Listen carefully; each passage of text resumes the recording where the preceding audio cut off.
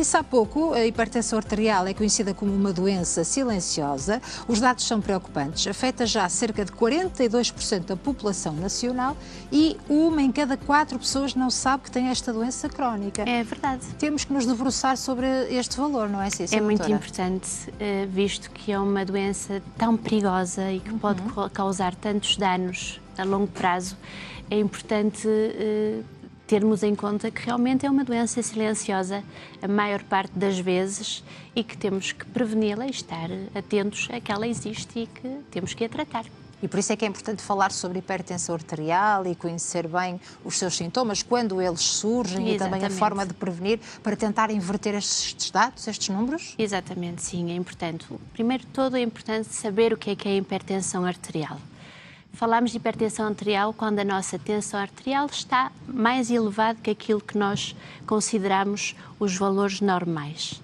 O que é a pressão arterial? A pressão arterial é a pressão que o nosso sangue exerce sobre os nossos vasos sanguíneos. O nosso coração exerce uma força de contração e uma força de dilatação.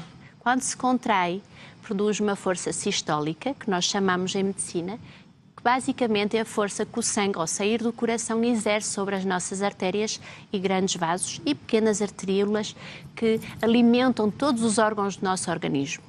Quando se relaxa, essa mesma pressão chama-se diastólica e é a pressão mínima. Comumente, oralmente, nas consultas com os nossos doentes, nós entendemos estas pressões, estas tensões diastólicas e sistólicas como as tensões mínimas e máximas. Exatamente. Nós medimos essas tensões em milímetros de mercúrio. Para estarmos num rango de normalidade, as tensões ideais, aquelas que nós gostaríamos que todos tivéssemos, estariam num rango compreendido entre os 120 e os 80 milímetros de mercúrio. Os 12,8. Na consulta, os doentes conversando connosco não entendem muito bem 120, 80, 12,8 e nós achamos que, para nos entendermos todos, até é uma boa maneira de estabelecermos mais confiança com o doente. Sim, 12,8. Mas esses valores podem aumentar, podem diminuir. Hoje estamos aqui a falar da hipertensão, mas também existe o reverso da medalha, a hipotensão. Convém sinalar que 120, 80 é o ideal, mas pode estar compreendido até os 139, 89. Este seria uma tensão arterial normal alta, mas não hipertensa. Estamos a falar de hipertensão quando esses valores passam dos 140 de pressão sistólica ao máxima e de 90 de pressão diastólica ao mínima. Mas como é que é feito esse diagnóstico? Porque há momentos da nossa vida em que medimos a tensão e ela pode estar a máxima um bocadinho mais alta, não é? Sim. Até pelo efeito bata branca que muitas vezes acontece no consultório. É verdade. Há que ter uma especial atenção a isso. As tensões podem estar elevadas de forma isolada. Por um dia mais estressado, porque abusei mais na minha dieta, bebi mais um café do que aquilo que estou habituado e posso estar com as tensões ligeiramente mais disparadas hoje. É por isso que a consulta de medicina geral e familiar é tão importante, porque recalca esta parte preventiva. Nós estamos justamente para tentar identificar estas doenças que sabemos que vão existir na maioria de nós com passagem dos anos, não é? À medida que vamos fazendo mais velhos, há doenças que são mais prevalentes, a hipertensão arterial é uma delas, e em consulta temos que estar justamente alertas. E é por isso que quando um doente vem ter connosco, mesmo que o motivo seja outro, temos que tentar perceber como é que anda a sua pressão arterial. Se efetivamente hoje um doente vem porque em casa viu que tinha as tensões muito altas, podemos estar a falar de uma crise hipertensiva. E então, nesse caso, sim, é uma situação que requer uma atenção urgente e um tratamento urgente. Mas, tal e como começámos a nossa conversa, a maioria das vezes não há sintomas e o doente não sabe que é hipertenso. Portanto, é na consulta do médico de família que há esse cuidado em tentar ver como é que andam as tensões do doente e prevenir a longo prazo. Claro. Dependendo dos valores que vai ter, nós vamos decidir se temos que ter uma atenção mais achegada, mais curta com o doente, ou se realmente podemos alargar as atenções. E a partir daí é importante medir a tensão arterial com alguma regularidade? Depende dos valores. Se realmente a senhora vier à minha consulta e eu vejo que tem umas tensões dentro do rango da normalidade, o meu cuidado consigo vai ser: não se preocupe, daqui a um ano a gente vê como é que está na sua consulta de rotina, voltamos a ver as suas tensões. Se efetivamente na consulta já objetivarmos ali uns valores mais elevados, o cuidado vai ser outra, a indicação vai ser outra, vai ser com certeza, vamos nos voltar a ver para a semana e vamos ver como é que isto corre. O primeiro cuidado é sempre em consulta. Vamos ver como é que está aqui hoje, vamos ver como é que está para a semana, porque efetivamente, para chegarmos a um diagnóstico de hipertensão arterial, nunca o faremos com uma única toma de tensão elevada, sempre será com várias tomas. Após isso, se efetivamente vermos que há várias tomas em consulta elevadas, então será o momento de indicar ao doente fazer uma monitorização a domicílio, que é o próprio doente que faz um registro em casa das suas tensões arteriais. E há cuidados aí nessa medição também? Cuidados, está-se a referir? Como, por exemplo, sentar-se antes de medir? Sim, isso é fundamental. Para fazer umas boas tomas de tensão arterial, o doente deve estar sempre sentado. As tensões nunca devem ser medidas de pé nem deitado. Sentado, com os braços e as pernas descruzadas e os pés bem assentos no chão. A primeira toma de tensão deve ser feita nos 2 braços. E após evidenciarmos qual dos braços detecta a tensão maior, é que vai passar a ser o braço que vamos eleger sempre para tomarmos as tensões. A partir daí, temos que colocar o bracelete e deve estar sempre por em cima da dobra do cotovelo, mais ou menos 2 dedinhos acima. Nós dizemos a altura do coração, está bem? O braço estendido em cima da mesa e sempre relaxado. Não pode haver contrações, porque essas mesmas contrações podem influir nos resultados. E tomarmos as tensões.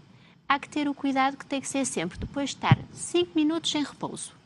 Nunca pode ser depois de chegar da compra, depois vir trabalhar, depois de estar ali a limpar em casa. Não. Devo estar pelo menos 5 minutinhos sossegado. Porque isso pode alterar o resultado. Isto também pode alterar o resultado. E em casa a monitorização faz sempre de 3 tomas. Nunca se pode fazer uma toma.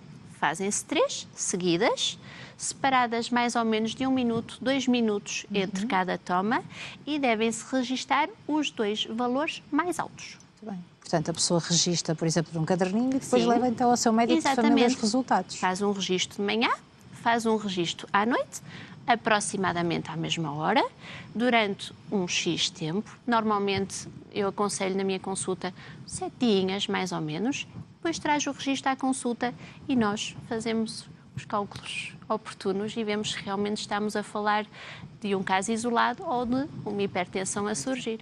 Antes de conhecermos o tratamento e das alterações do estilo de vida, que penso que também terão aqui um peso muito importante, deixe-me só apostar um bocadinho na prevenção e também nos fatores de risco. Certo. Quem é que está mais propenso a ter hipertensão, a ser hipertenso? Ok, aqui temos vários fatores. O principal é termos antecedentes familiares. Se temos alguém na família que é hipertenso, a probabilidade de virmos a ser nós também hipertensos com o passo dos anos é maior. Mas depois há outros fatores que são independentes a esses, que também influem. E de que forma? O tabagismo, por exemplo, o álcool, o consumo de álcool, a obesidade, o estilo de vida, o sedentarismo não ajuda. Portanto, se eu tiver este estilo de vida, vou ser mais propensa a poder sofrer uma hipertensão arterial. E isso pode acontecer numa idade mais jovem até, não é? Em qualquer idade, em qualquer sim. idade. É Vê-se agora casos de pessoas mais novas, jovens adultos, até a serem diagnosticados já? E justamente por estas causas, cada vez se vê mais obesidade, cada vez se vê mais sedentarismo, mais consumo de álcool, de tabaco, e isso tudo influi. Bem, passamos então para a parte do tratamento, Sim. não é? Felizmente há um tratamento. Há tratamento. E por onde é que se deve começar, Sra. Doutora? Já percebi que aqui alguns fatores podem ser modificáveis, não é? Exatamente. Por exemplo, excluir o álcool e o tabaco do plano, não é? É justamente por aí que o nosso tratamento começa.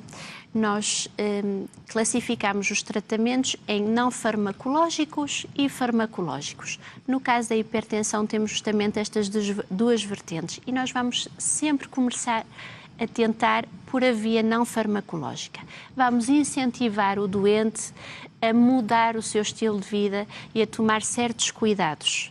Cuidados esses, por exemplo, com a dieta, reduzir o consumo de sal. Não é comer a comida sem sal nenhum, é simplesmente tentar reduzir tudo o que pode. Deixar o tabaco, deixar o álcool, fazer exercício físico com uma certa regularidade e, se o doente for obeso, tentar perder peso. E é importante recalcar que muitas das vezes, quando estas coisas são levadas à risca e o doente tem uma implicação, muitas das vezes não faz falta saltar a parte farmacológica. Daí a importância de fazer entender aos doentes que a parte não farmacológica é fundamental. Claro, mas esta medicação, estamos a falar de uma doença crónica, portanto é uma medicação que vai ser levada para a vida. Exatamente. Se a parte não farmacológica não funcionar ou não for suficiente e os valores de tensão arterial continuarem elevados, nós temos que passar para a parte farmacológica. E sim, é uma medicação que vai ser para sempre, porque é uma doença crónica. E nós esquecemos-nos de conversar isto antes, mas realmente a hipertensão é grave, porque além de silenciosa, provoca danos muito importantes. Claro. Sobretudo sobre o nosso sistema cardiovascular. Isto quer dizer que tudo o que tenha... sobretudo, para sermos concisos, claro, vai aumentar o risco de infarto agudo de miocárdio e de AVCs, que continuam a ser uma das principais causas de mortalidade no nosso país. Claro. E quando não mata, infelizmente, deixa sequelas muito graves. Portanto, estamos a falar dessa gravidade. É por isso que é importantíssimo manter as cifras de tensão arterial. Sem dúvida, e seguir à risca este tratamento. E seguir à risca os tratamentos. E os não farmacológicos também, não é? E os não farmacológicos também, sim, é fundamental. Só mesmo para terminar, esta medicação é um comprimido que se toma todos os dias? É um comprimido que se toma não é necessário? Todos os dias. Não é preciso ser em jejum. Nós aconselhamos a tomar de manhã. Normalmente, com um comprimido, as pessoas ficam controladas. Logicamente, cada pessoa é um caso, claro. E pode haver pessoas que necessitam mais que um comprimido. Mas, em geral, com um comprimido nós conseguimos manter a pessoa controlada. Mas há que ter uma atenção acrescida. É que desses valores que falámos ao princípio, uma de cada 4 pessoas não sabe que está, que é hipertensa. Dessas 3, só uma é que está controlada. Sim. Portanto, não é por o facto de eu estar a tomar um comprimido que a minha tensão arterial está automaticamente controlada. Eu devo manter as minhas consultas de medicina geral, eu tenho que manter os meus controles, seguindo as indicações do meu médico para perceber se realmente este é o tratamento ideal para mim. Claro. E já agora, Sra. Doutora, é uma doença silenciosa, mas em nenhuma fase da doença apresenta-se com alguns sintomas? Sim. Quando existem as crises hipertensivas ou quando associada a outro tipo de doenças, de problemas de saúde, pode realmente haver sintomas, sim. Dores de cabeça, náuseas, sensação de tonturas, uma sensação estranha no peito, que nem sei definir muito bem o que é que estou a sentir. Normalmente são esses os sintomas que levam os doentes a procurar ajuda. Por isso estamos perante aqui uma doença que pode ser perigosa, não é? Muito perigosa. E que precisa, de facto, deste acompanhamento para o resto da vida. E sem resistência à toma da medicação, não é? Sem resistência à toma da medicação. Até para nós que podemos tomar um antibiótico durante 7 dias é difícil, porque já nos sentimos melhor. Sim. E abandonamos a medicação, quanto mais quando falamos de medicação crónica, não é? Há que ter esse cuidado. Sra. Doutora, foi um gosto recebê-la no consultório. Obrigada. Continua connosco. Vamos ouvir agora as questões dos nossos telespectadores. Muito obrigada por estar aqui. Doutora Liliane Pereira Brito, médica especialista em Medicina Geral e Familiar, está cá então para nos falar de hipertensão arterial, esta doença crónica silenciosa. Conhecemos ao pormenor a hipertensão arterial